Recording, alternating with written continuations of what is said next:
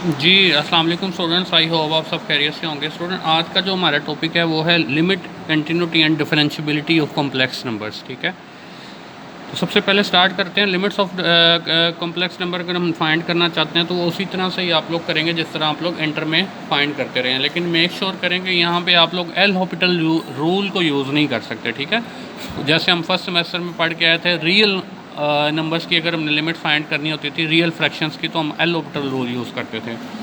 यहाँ पे जो हमारे पास लिमिट्स निकालने का तरीका होगा वो यही होगा कि आप बेसिक मैथमेटिक्स को यूज़ करके लिमिट फाइंड करें। फॉर एग्जांपल, अगर मेरे पास ये क्वेश्चन है, ठीक है, इसमें अगर मैं z की जगह 2 आयोटा पुट करता हूँ तो ये आपके पास बेसिकली बन जाता है -4 + 4। ये बेसिकली 0 हो जाएगा ऊपर वाला फैक्टर अगर 2 आयोटा पुट किया जाए z² की जगह पर। ठीक है, z² अगर इसका स्क्वायर करेंगे तो ये 4 आयोटा स्क्वायर -1 होगा तो ये -4 + 4 हो जाएगा।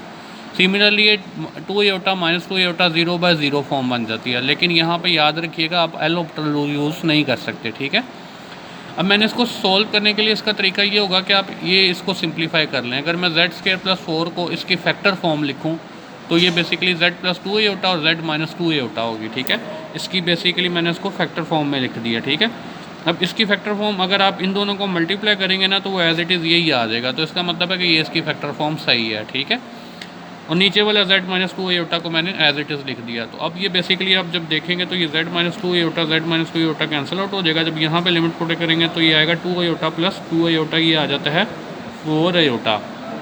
तो ये बेसिकली आपके गिवन फंक्शन की जो है वो लिमिट आ गई। ठीक है, तो स्टूडेंट्स, इस तरह से आपको कोई भी क्वेश्चन दिया जाए तो आप उसकी लिमिट्स जो है वो इजीली फाइंड कर सकते हैं। आप उसमें जो वैल्यू होगी वो उसमें इंसर्ट करेंगे, जो आंसर आएगा वो आपके पास उसका सोल्यूशन रिप्रेजेंट कर रहा होगा। ठीक है, नेक्स्ट जो यहाँ पे जो इम्पोर्टेंट है वो अब हम शुरू करेंगे। इसी मज़ीद जो लिमिट्स की डिस्कशन है इंशाल्लाह वो मैं आपको क्लियर कर दूंगा। अभी हम नेक्स्ट टॉपिक जो शुरू करेंगे उसमें भी हम लिमिट्स निकालना सीखेंगे। ऑलरेडी हम देखेंगे कि किस तरह से लिमिट्स हम फाइंड कर सकते हैं। तो मज़ीद इसकी जो डिटेल्स हैं वो हम नेक्स्ट टॉपिक में इंशाल्लाह कवर करेंगे। ठीक है, अब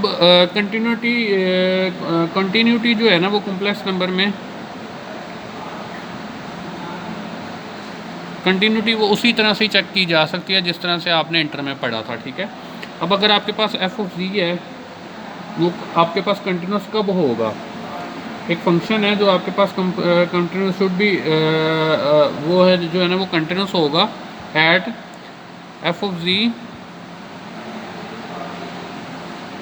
is continuous at z = z0। आपके पास कंटिन्यूस होगा, f(z) जो है वो कंटिन्यूस होगा एट z = z0 अगर तीन कंडीशन सेटिस्फाई हों। एक तो ये है कि f(z0) इज़ डिफाइंड, जो आप लोग इंटर में पढ़ के आते थे कि फंक्शन f(x0) डिफाइन होना चाहिए। यहाँ पे z0 की बात होगी, कॉम्प्लेक्स नंबर। ठीक है, पहली बात ये है कि वो डिफाइंड हो। दूसरी बात ये हम पढ़ के आते थे लिमिट जो है आपके पास लिमिट की जो आपके पास लेफ्ट हैंड लिमिट और राइट हैंड लिमिट जिसको बेसिकली हम कहते थे। ठीक है, लेफ्ट हैंड लिमिट और राइट हैंड लिमिट जो है वो आपके पास, for example z approaches to z0 minus f(z) is equal आए limit z approaches to z0 plus f(z) के, मतलब लिमिट एग्जिस्ट कर रही हो। ठीक है, मतलब आप लेफ्ट हैंड साइड से अगर किसी नंबर की अप्रोच करें तो फंक्शनल वैल्यू, और राइट हैंड साइड से जब फंक्शन की तरफ अप्रोच करें तो उसकी फंक्शनल वैल्यू जो है वो दोनों आंसर इक्वल आए, मतलब लिमिट एग्जिस्ट करना होता था। इसका मतलब होता था लिमिट एग्जिस्ट करे। ठीक है, इसको हम कहते थे लिमिट एग्जिस्ट करे आपके पास। ठीक है, और तीसरी कंडीशन जो हमारे पास होती थी वो ये होती थी कि लिमिटिंग वैल्यू आपके पास जो आई है, limit z approaches to z0 f(z) ये इक्वल आ जाए आपके पास f(z0), जो आपने डिफाइंड वैल्यू निकाल ली है वो, और जो लिमिटिंग आंसर आए हैं इसका या इसका, ये दोनों इक्वल आए होंगे। ये वाला आंसर और ये वाला आंसर जो है वो बेसिकली इक्वल आए। तो इसका मतलब होता था कि हमारा f(z) जो है वो z0 के ऊपर जो है ना आपका कंटिन्यूस था फंक्शन। ठीक है, दोबारा से देखिएगा, एक फंक्शन कंटिन्यूस होने के लिए तीन कंडीशनें होनी चाहिए किसी पॉइंट के ऊपर। किसी पॉइंट पे आप कंटिन्यूटी देख रहे हैं तो उसके लिए ये है कि उस पॉइंट के ऊपर फंक्शन डिफाइंड हो, उसकी left hand limit right hand limit के इक्वल आए। इसका मतलब ये है कि लिमिट एग्जिस्ट करे। और तीसरी वैल्यू ये है कि लिमिटिंग वैल्यू जो आपके पास आंसर आ रहा है और जो डिफाइंड वैल्यू पे जो आंसर आ रहा है वो दोनों इक्वल आएँ।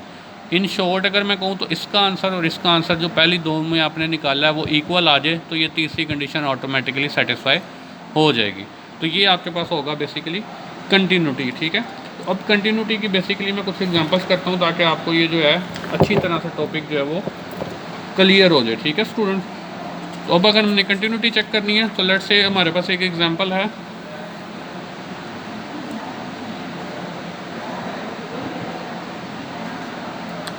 एफ ऑफ जेड वो है जेड की मैग्नीट्यूड का स्केयर, ठीक है। वो कहते हैं इसकी कंटिन्यूटी चेक करो एट जेड नोड। तो स्टूडेंट जल्दी से आप अगर देखें तो इसकी कंटिन्यूटी चेक करनी है तो हमने जेड नोड के ऊपर चेक करनी है, तो हम पहले फाइंड करेंगे एफ ऑफ जेड नोड। तो ये आपके पास क्या बन जाएगा, जेड नोड की मैग्नीट्यूड का स्केयर। ये कुछ भी नंबर हो सकता है, जेड नोड अगर आपके पास कोई भी नंबर हो तो आप अगर उसकी मैग्नीट्यूड लेके ये एब्सोल्यूट वैल्यू लेके उसका जब स्केयर करेंगे ना तो वो आपके पास डिफाइंड ही होगा। वो ऐसा नहीं होगा कि वो कोई इन्फिनिटी आ जाए या कोई और आपके पास प्रॉब्लम है, ऐसा इशू नहीं होगा, ठीक है। तो वो आपके पास डिफाइंड ही आंसर आ रहा होगा। यहाँ पे चूँकि जेड नोड एक जर्नली बात कर रहे हैं तो इसका मतलब है कि जर्नली हम ये कह देंगे कि ये आपके पास क्या है, डिफाइंड है, ठीक है। सेकंड स्टेप में आपने देखना होता है कि इसकी लेफ्ट हैंड लिमिट और राइट हैंड लिमिट का आंसर इक्वल आ जाए, ठीक है। तो अगर मैं इसके ऊपर लिमिट निकालूंगा, limit z approaches to z naught, ठीक है, from left hand side z square, इसका आंसर बेसिकली क्या आ जाएगा, z नोड की मैग्नीट्यूड का स्केयर, ठीक है। इससे कोई फ़र्क नहीं पड़ेगा, लेफ्ट हैंड साइड से आंसर ये आएगा। सिमिलरली अगर हम राइट हैंड साइड से भी निकालेंगे तो z नोड z स्केयर, ये भी आपके पास z नोड का स्केयर ही आएगा। मतलब ये दोनों बेसिकली सेम ही आंसर आ रहे होंगे, ठीक है। लेफ्ट हैंड राइट से भी आंसर पुट कर दें इधर, राइट हैंड साइड से भी करेंगे तो आंसर इक्वल ही आएंगे। तो इसका मतलब होगा लिमिट एग्जिस्ट, ये दोनों इक्वल आ गए तो इसका मतलब है लिमिट एग्जिस्ट कर गई। और तीसरा हमारे पास ये होता था कि जो ये आंसर आ रहे हैं और ये जो डिफाइंड का आंसर है वो इक्वल होना चाहिए। तो ये हम देख सकते हैं कि डिफाइंड वाला आंसर और ये लिमिटिंग आंसर इक्वल है। तो इसका मतलब है तीसरा हमारे पास limit z approaches to z naught f of z equal आ गया f ऑफ z नोड के, ठीक है। मतलब ये भी आपके पास z नोड का स्केयर है और ये भी आपके पास z नोड का मैग्नीट्यूड का स्केयर है। तो इसका मतलब है कि आपका फंक्शन जो है वो क्या है, is continuous at z naught. इसका मतलब है आपका फंक्शन जो है वो continuous at z naught. Similarly student अगर मैं एक और एग्जांपल लिखूं, नेक्स्ट एग्जांपल है f of z is equal है e की पावर 1/z स्केयर। मैंने इसकी कंटिन्यूटी चेक करनी है at z is equal to 0।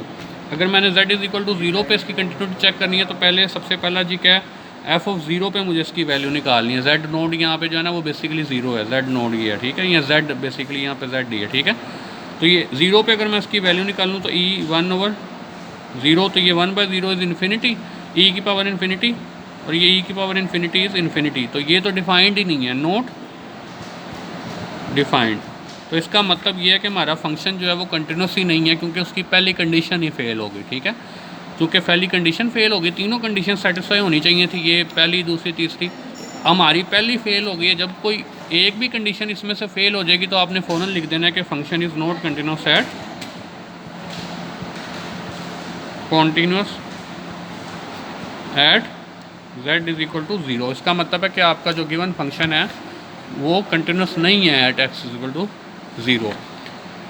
Student और कुछ एग्जांपल करते हैं, इंशाल्लाह आपको मज़ीद क्लियर हो जाएगा। लेट्स सपोज आपके पास f ऑफ z है, वो आपके पास है z square plus 4 over z plus 2 iota when if z is not equal to -2 iota, ठीक है। और दूसरी ये कहता है कि अगर ये आता है -5 iota if z is equal है -2 आयोटा। नेक्स्ट स्टूडेंट्स हमारे पास जो है ना ये पीस वाइज फंक्शन है बेसिकली, ठीक है। ये पीस वाइज फंक्शन बेसिकली ये है कि वो डिफरेंट डोमेन्स में डिफाइन होता है। अब अगर हम देखें तो यहाँ पे हमारे पास जो प्रॉब्लम है वो पीस वाइज फंक्शन है। उसने अब वो क्वेश्चन आपको आता है discuss continuity at z is equal to, let's suppose वो कह देता है -2 आयोटा। इसके ऊपर वो कहते हैं इस फंक्शन की कंटिन्यूटी डिस्कस करें, ठीक है। अब ये बेसिकली क्या फंक्शन है, वो कहता है कि z की वैल्यू जब -2 आयोटा है ना, इस ये किस तरह से डिफाइंड है, मतलब वो कहता है z की वैल्यू -2 आयोटा है तो उस पर जवाब आपका फंक्शन को है वो -5 आयोटा आएगा, ठीक है, -5 आयोटा आएगा। और जब आपके पास z की वैल्यू -2 आयोटा है, मतलब सॉरी -2 आयोटा के अलावा कोई भी है, नॉट इक्वल टू -2 आयोटा, मतलब इसके अलावा कुछ भी हो सकता है, 3 iota, -3 iota, iota, 100 iota, 1000 iota, कुछ भी नंबर अदर देन -2 आयोटा, तो फंक्शन का आंसर आपके पास ये आता है। ये उसने आपको बता दिया, ठीक है। अब बेसिकली हम इन चीज़ों को यूज़ करके अपने फंक्शन की कंटिन्यूटी को डिस्कस करेंगे, ठीक है। हमारे पास अगर डिफाइंड वैल्यू अगर हमने देखनी है तो इसका मतलब है एफ ऑफ, अब सॉल्यूशन चले मैं करता हूँ फिर आपको क्लियर हो जाएगा। अब पहले ये होता है कि 10 बजे ड्यूटी भी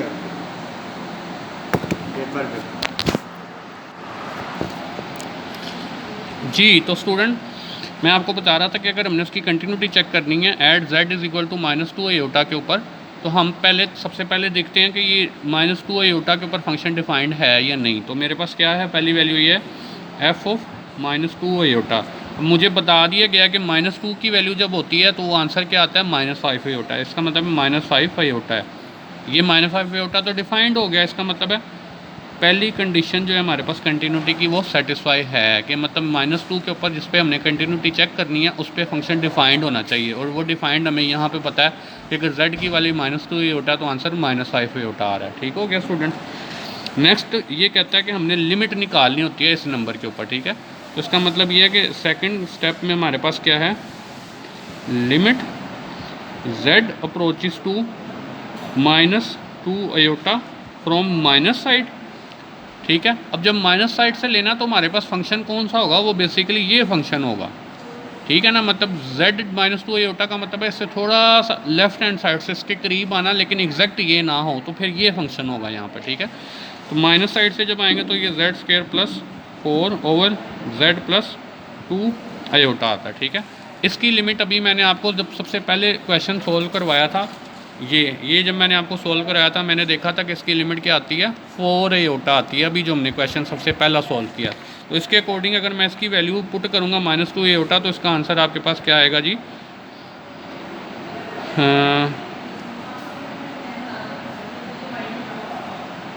-2 आयोटा। सॉरी, यहाँ पे हमारे पास क्वेश्चन में 2 आयोटा था, लेकिन यहाँ पे जो हम कर रहे हैं वो -2 आयोटा। चलें ये अगर -2 आयोटा यहाँ पे पुट करें तो ये आपके पास कैंसिल आउट होके फैक्टर बच जाएगा z -2 आयोटा, ये बच जाएगा, ठीक है।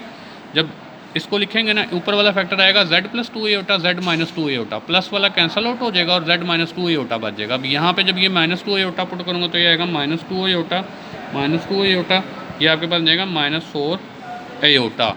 ये आ गई इसकी लेफ्ट हैंड लिमिट का आंसर, ठीक है। सिमिलरली जो इसका राइट हैंड लिमिट का आंसर आएगा, limit z approaches to -2 iota from right hand side, ये प्लस का मतलब होता है राइट हैंड साइड, ये माइनस का मतलब होता है लेफ्ट हैंड साइड से, ठीक है। तो राइट हैंड साइड से भी जो हमारे पास फंक्शन होगा वो सिमिलरली z + 2 आयोटा ही होगा, और इसका आंसर भी आपके पास -4 आयोटा ही आएगा। इसका ये मतलब नहीं होता कि आप माइनस की जगह +2 आयोटा पुट करेंगे, या इसका मतलब है -2 आयोटा पुट करेंगे। ये जस्ट माइनस रिप्रेजेंट कर रहा होता है लेफ्ट हैंड साइड से इसके करीब आना, और ये प्लस रिप्रेजेंट कर रहा होता है राइट हैंड साइड से इसके करीब आना, ठीक है। तो ये दोनों बेसिकली हमारे पास आंसर आए -4 आयोटा, -4 आयोटा। इसका मतलब है लिमिट क्या है, एग्जिस्ट। इसका मतलब हमारे पास लिमिट एग्जिस्ट करती है। तीसरा कंडीशन ये थी कि आपके पास डिफाइंड वैल्यू, मतलब limiting value, limit z approaches to -2 iota f of c should भी इक्वल होना चाहिए था f ऑफ -2 आयोटा। ये दोनों चीज़ें बराबर आनी चाहिए थी। ये लिमिटिंग वैल्यू का आंसर मेरे पास क्या आया था, -4 आयोटा। ये अगर मैं देखूँ तो ये -4 आयोटा आया था, जबकि ऊपर वाले का आंसर मेरे पास क्या आया था, डिफाइंड वैल्यू पे जब मैंने निकाला था वो -5 आयोटा था, -5 आयोटा। अब मैं देख सकता हूँ कि ये दोनों तो इक्वल नहीं आए ना, ये दोनों इक्वल नहीं आए, इसका मतलब है ये इक्वल नहीं है। तो इसका मतलब ये है कि इसमें तीसरी कंडीशन फेल होगी, hence function is not continuous at -2 iota, मतलब -2 at z is equal to -2 iota. अगर हम देखें तो वो -2 आयोटा पे आपका फंक्शन कंटिन्यूस ही नहीं रहा, ठीक है स्टूडेंट। दोबारा से देखिएगा, ये हमारे पास एक पीस साइज फंक्शन था, हम इसकी कंटिन्यूटी चेक करना चाह रहे थे, कंटिन्यूटी चेक करने के लिए हमने बेसिकली देखा तो हमें पहले 3 कंडीशन सेटिस्फाई करनी है। कंटिन्यूटी चेक करनी है -2 आयोटा के ऊपर। तो इस पर कंटिन्यूटी चेक करने के लिए पहले मैंने डिफाइंड वैल्यू देखनी होती है कि फंक्शन जो है वो -2 आयोटा पे कैसा बिहेव कर रहा है। तो -2 आयोटा पे मुझे ये बताया गया था कि -2 आयोटा पे इसका जवाब आता है -5 आयोटा, वो मैंने लिख दिया जो कि डिफाइंड है। उसके बाद लिखनी होती है left hand limit. Left hand limit के लिए ये ऊपर रिप्रेजेंट कर देते हैं माइनस साइन। तो लेफ्ट हैंड लिमिट के लिए इसका मतलब है कि ये -2 आयोटा इससे थोड़ा सा लेफ्ट हैंड साइड पे या थोड़ा सा राइट हैंड साइड पे मैं जाऊंगा ना तो वो उसने बता दिए कि ये फंक्शन होगा, अदर देन -2 आयोटा ये फंक्शन रहना है। तो लेफ्ट हैंड लिमिट का मतलब है यहाँ पे आना, राइट हैंड लिमिट का मतलब है कि ये वाली वैल्यू फंक्शन की ये वाली वैल्यू होगी। ठीक है, यहाँ से मुझे आइडिया होगा कि ये वाला लेना है या ये वाला लेना है। ठीक है, तो लेफ्ट हैंड लिमिट के लिए जब हमने निकाला आंसर तो हमारे पास सोल्व करके -4 आयोटा आया। राइट हैंड साइड के लिए जब आंसर निकाला तो वो सोल्व करके -4 आयोटा आया। इसका मतलब है लिमिट तो एग्जिस्ट कर गई, लेकिन जब तीसरी कंडीशन हमने देखी कि लिमिटिंग वैल्यू और डिफाइंड वैल्यू मुझे यहाँ से ही नज़र आ गई थी कि ये दोनों इक्वल नहीं आई, ये दोनों इक्वल नहीं आई। तो इसका मतलब है फंक्शन कंटिन्यूस नहीं है आपका, इसका मतलब है फंक्शन कंटिन्यूस नहीं है। तो स्टूडेंट ये हमारे थे कंटिन्यूटी के, मैंने आपको कुछ 2-3 सॉल्व करवा दिए और ये मैंने आपको लिमिट्स का भी थोड़ी सी डिटेल में हम मज़ीद लिमिट्स की इंशाल्लाह डिटेल जो है वो हम डिफरेंशियबिलिटी में भी देखेंगे। ठीक है, फॉर एग्जांपल अब मेरे पास एक फंक्शन जो है वो अगर मैंने उसकी डिफरेंशियबिलिटी देखनी है कि वो डेरिवेटिव उसका पॉसिबल है या नहीं, तो वो कैसे होता है। लेट्स से मेरे पास एक डिफरेंशियबिलिटी डेरिवेटिव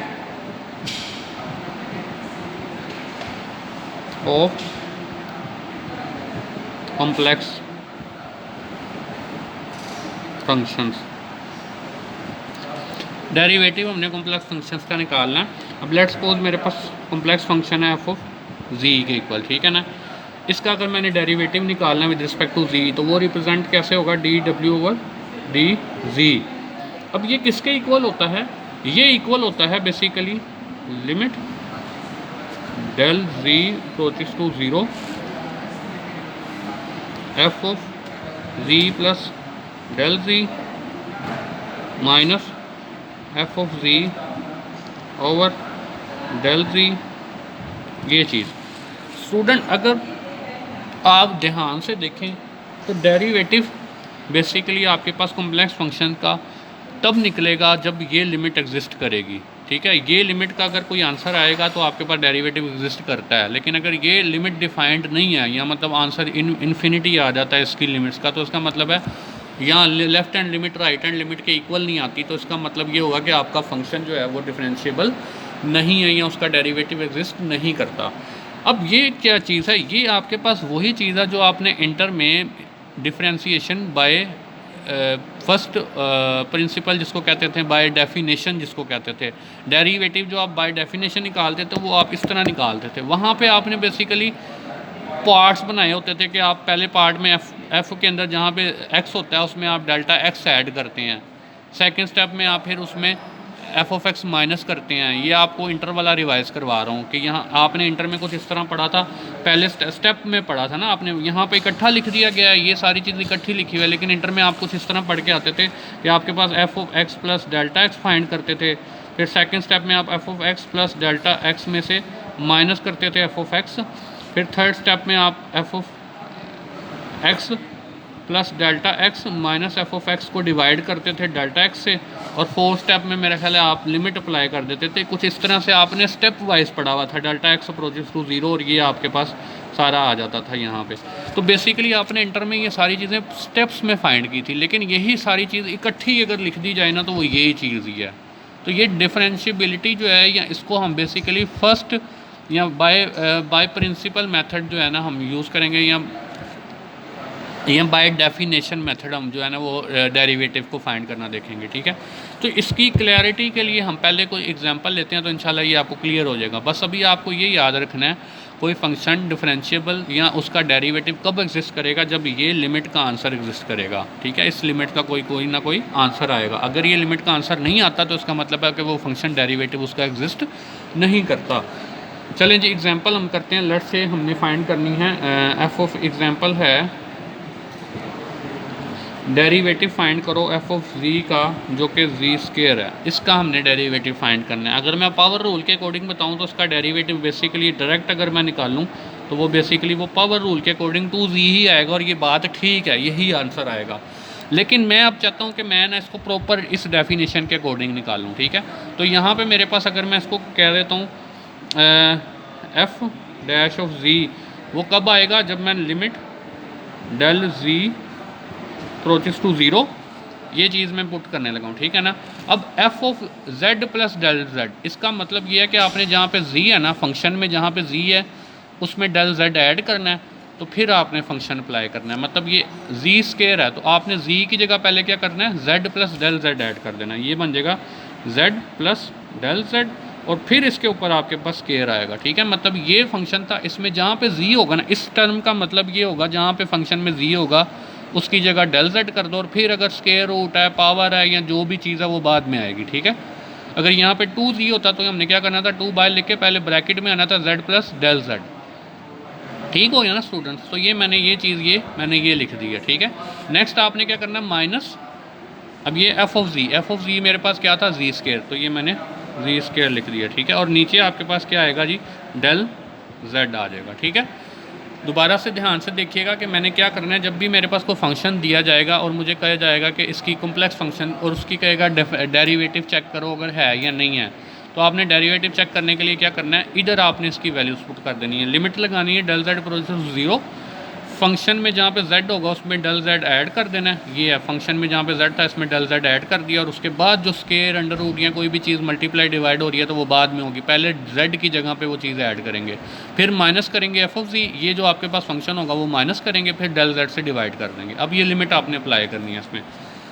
अब इस लिमिट को अप्लाई करने के लिए पहले मैं बेसिकली क्या करने लगा हूँ, इसको मैं सोल्व करता हूँ। अगर मैं डायरेक्ट अगर ये लिमिट पुट कर देता हूँ ना स्टूडेंट, तो ये बेसिकली क्या बन जाएगा, जी square minus G square zero, over नीचे डेल जेड भी ज़ीरो, तो ये ज़ीरो बाय ज़ीरो बन जाता है। अगर ये देखें ना, ये डायरेक्ट अगर मैं पुट करता हूँ तो ये ज़ीरो होकर ख़त्म हो जाएगी, ये जी का स्क्वायर माइनस जी का स्क्वायर ज़ीरो हो जाएगा, और ये डेल जेड भी इसकी वजह से ज़ीरो बाय ज़ीरो हो जाएगा। लेकिन हमने इसको सोल्व करना है।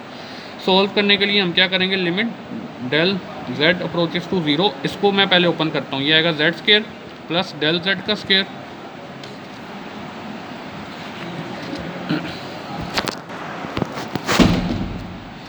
जी। तो स्टूडेंट आपने बेसिकली इसका फार्मूला ओपन करना है, A square plus B square plus two Z del Z minus G square over del Z, ये मेरे पास इसका फार्मूला ओपन हो गया, ठीक है। अब अगर हम देखें तो ये Z square minus Z square से कैंसिल आउट हो जाएगा, ऊपर आपके पास क्या बनेगा जी, limit del ji approaches to zero, ये आपके पास आ जाएगा del Z square plus two G del G over del G, ये चीज़ हमारे पास बेसिकली आ जाएगी, ठीक है स्टूडेंट।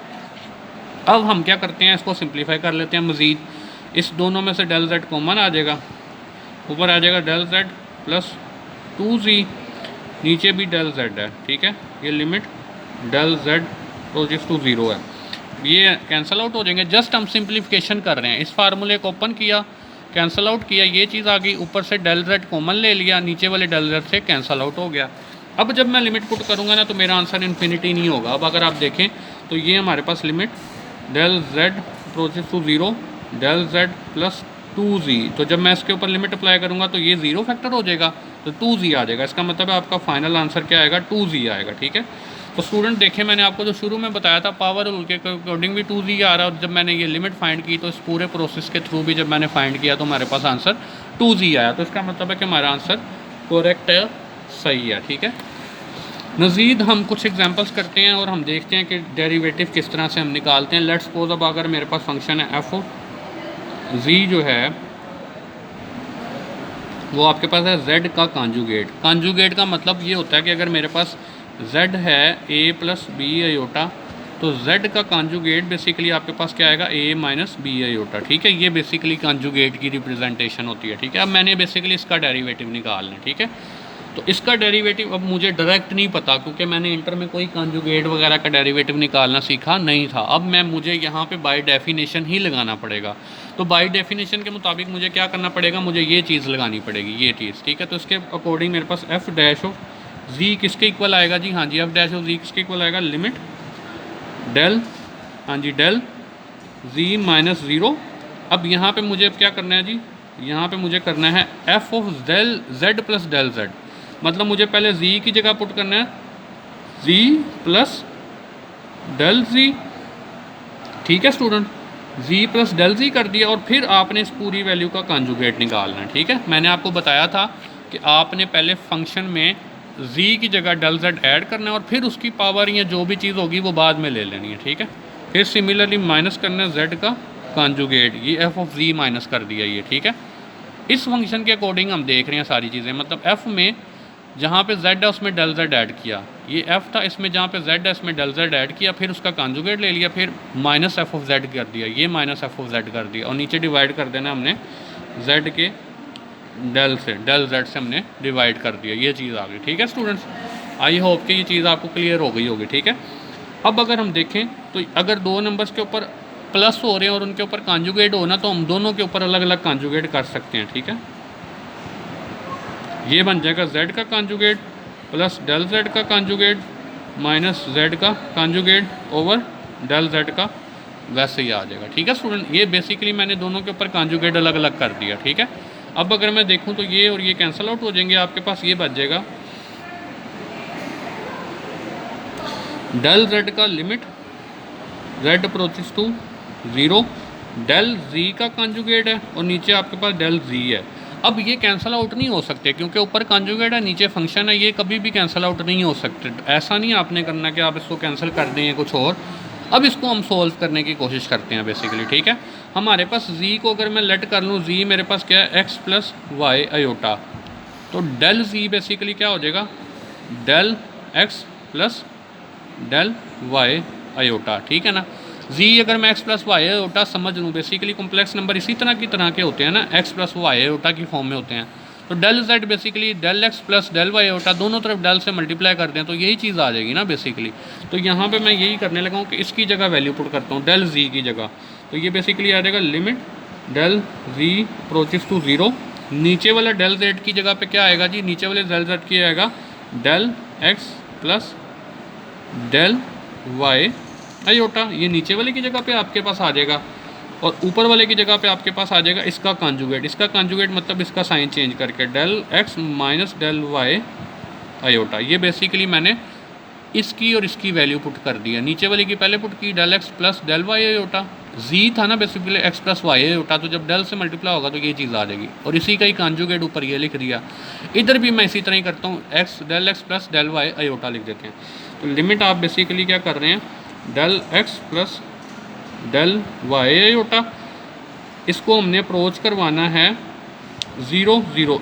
इस दोनों, ये मैंने 0 0 इसलिए लिखा है क्योंकि यहाँ पे मेरे पास x और y दो वेरिएबल है ना, तो x भी 0 होगा y भी 0 होगा, तभी डेल z 0 होगा।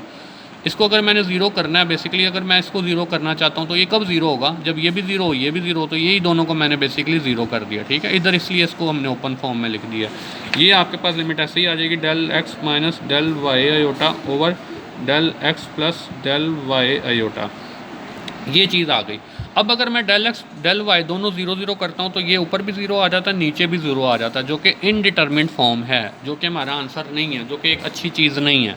अब इस प्रॉब्लम को हम काउंटर करने लगे हैं। इस प्रॉब्लम को काउंटर करने का तरीका ये होगा कि लिमिट्स हम फाइंड करते हैं किस तरह से। हम इसको, ये बेसिकली 0 बाय 0 बन रहा है जो कि इनडिटरमिनेट है, लेकिन हमने इसको सोल्व करना है। जब इस तरह की प्रॉब्लम आ जाए, अब इसकी कोई सिंप्लीफिकेशन भी ज़्यादा नहीं हो सकती कि मैं कोई फैक्टर कॉमन लेके कटिंग कर दूँ, या मैं अगर इसके कॉन्जुगेट से मल्टीप्लाई डिवाइड करूँ तब भी आपके पास प्रॉब्लम सॉल्व नहीं होगी, आप कर सकते हैं वेरीफाई, ठीक है। तो इसका मतलब ये है कि आपके पास यहाँ पे प्रॉब्लम आ गई। अब प्रॉब्लम का हल निकालने के लिए इस तरह की जब प्रॉब्लम आएगी कि ऊपर भी 0 नीचे भी 0 हो रहा है, तो आप क्या करेंगे, आप करेंगे limit along x axis, limit निकालेंगे अलोंग एक्स एक्सिस। इसका मतलब होगा कि आपने इस सारी जगह में जहाँ जहाँ पे y है या डेल y है उसको 0 कर दें। अलोंग एक्स एक्सिस y 0 होता है ना आपके पास, अलोंग एक्स एक्सिस y क्या होता है 0 होता है। तो ये आपके पास चीज़ बन जाएगी limit del x approaches to 0, ये डेल y भी 0 हो जाएगा, ये वाली वैल्यू ख़त्म हो जाएगी। यहाँ पे आपके पास क्या आ जाएगा डेल x, ये भी 0 हो जाएगा, ये भी 0 हो जाएगा, नीचे भी आ जाएगा डेल x, ये कैंसिल आउट होकर आंसर आ जाएगा 1। एक चीज़ तो ये आ गई, ठीक है। अब फिर आप निकालेंगे लिमिट अलोंग y एक्सिस। जब लिमिट निकालनी है अलॉन्ग वाई एक्सिस तो अब डेल एक्स ज़ीरो हो जाएगा, तो लिमिट क्या आ जाएगा, del Y approaches to zero minus del Y iota. इधर से अगर हम देखें ना तो ये ख़त्म हो जाएगा, ये del Y approaches to zero हो जाएगा, ये डेल वाई आयोटा और नीचे minus del Y iota, del Y iota आ जाएगा। ठीक है, इसको जब हम कैंसिल आउट करेंगे तो आंसर क्या आएगा, -1। अब अगर मैं देखूं तो अलोंग एक्स एक्सिस आंसर 1 आ रहा है, अलोंग वाई एक्सिस -1 आ रहा है। इसका मतलब लिमिट के दो आंसर हैं, ऐसा तो नहीं हो सकता। लिमिट हमेशा क्या होती है, यूनिक होती है। इसका मतलब है लिमिट डज नॉट एग्जिस्ट, इसका मतलब है लिमिट एग्जिस्ट नहीं करती। तो इसका मतलब ये होगा कि आपका जो फंक्शन है z conjugate is not differentiable.